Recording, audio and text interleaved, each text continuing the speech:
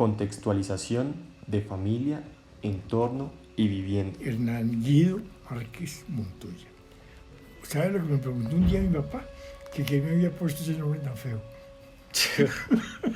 Manizales, marzo 4, 1937.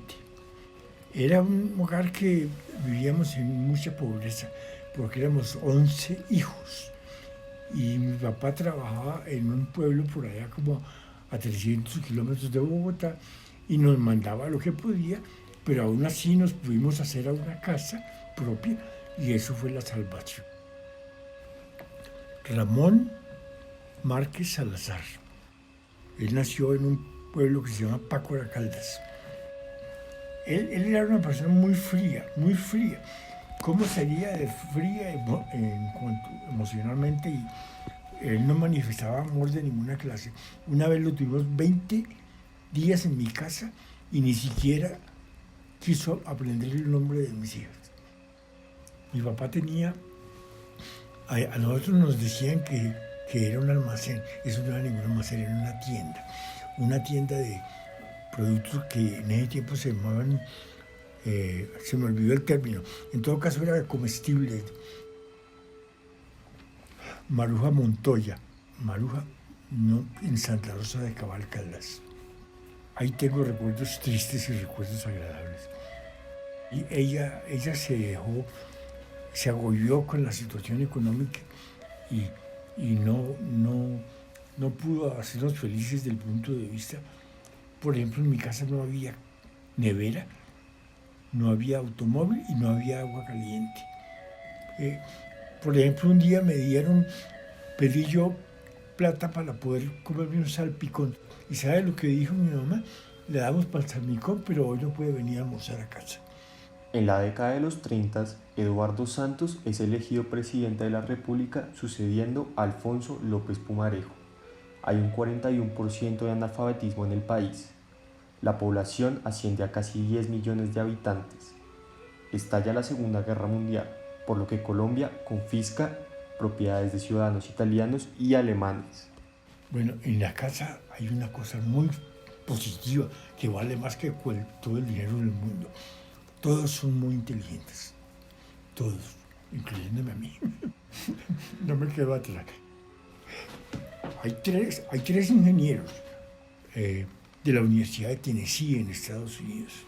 No sabemos cómo en medio de esa pobreza pudieron irse a estudiar a Estados Unidos. El médico y un abogado. El médico soy yo. La plata no alcanzó para la educación, sino para los varones. Las hermanas tuvieron un aporte muy pobre económicamente y estudiaron algunas cosas, pero ni siquiera se graduaron. En Colombia, los roles tradicionales del hombre y la mujer eran muy importantes, por lo que pocas mujeres tuvieron la oportunidad de estudiar, y se tenía la creencia de que una mujer solo podía ser realizada como mujer si era una madre. La Semana Santa era la cosa más triste, nos la pasamos rezando todo el día y a mí me mandaban a escuchar sermones que yo ni entendía. Esa era mi mamá que me daba órdenes de ir a escuchar sermones. Colombia era un país profundamente religioso, no había espacio para otras religiones y las familias tenían costumbres muy estrictas. Sí, yo tuve un problema de salud. A los 26 años de edad desarrollé una enfermedad que se llama psicosis maníaco-depresiva. Historia de vida, escuela, universidad y trabajo. En Manizales asistía a un colegio muy bueno que se llamaba Colegio de Nuestra Señora. Allí hice la primaria. Pero cuando estaba terminando la primaria, mi mamá y mi papá se pusieron de acuerdo en que nos trasladáramos a Bogotá y yo entré a un colegio excelente que se llama San Bartolomé La Merced. Allá hice todos mis estudios de secundaria y me gradué. No, yo en la escuela era malito, pero malo del todo. Yo me sorprendí que en la universidad me volví un pilo. Sacaba las mejores notas, me daban matrícula de honor, que era un descuento grandísimo porque mis notas eran excelentes. Yo era otra persona en la universidad de lo que fui en el bachillerato, a la Nacional, Medicina. Yo presté servicio militar y el presidente de Colombia era un dictador que se llamaba Gustavo Rojas Pinilla. Y él dijo que los que habíamos hecho servicio militar teníamos acceso directo a la Universidad Nacional sin presentar ningún examen. Eso fue lo que cambió mi vida. El 13 de junio de 1953, Gustavo Rojas Pinilla, un militar, político e ingeniero, llega al poder con el respaldo de gran parte de los dos partidos políticos tradicionales, derrocando a Laureano Gómez. Pues yo tuve la suerte de irme a Nueva York, a Connecticut, donde un hermano mío, Darío, ya estaba instalado.